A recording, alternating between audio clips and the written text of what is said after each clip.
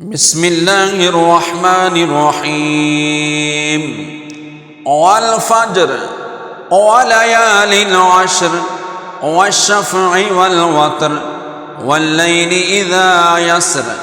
هل في ذلك قسم لذي حجر ألم تر كيف فعل ربك بعاد إرم ذات العماد التي لم يخلق مثلها في البلاد وثمود الذين جابوا الصخر بالواد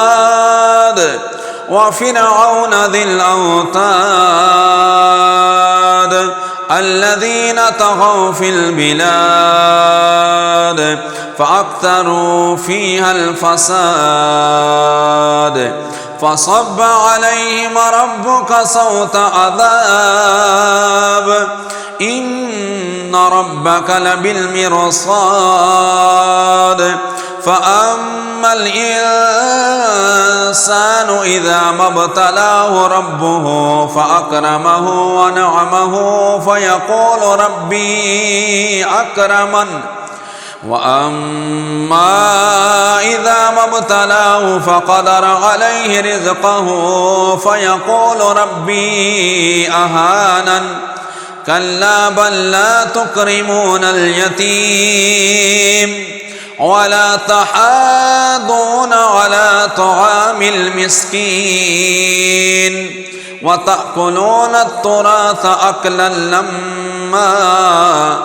وتحبون المال حبا جما كلا إذا دكت الأرض دكا دكا وجاء ربك والملك صفا صفا وجيء يومئذ بجهنم يومئذ يتذكر الإنسان وأنى له الذكرى يقول يا ليتني قدمت لحياتي فيومئذ لا يعذب عذابه أحد ولا يوثق وثاقه أحد جاءتها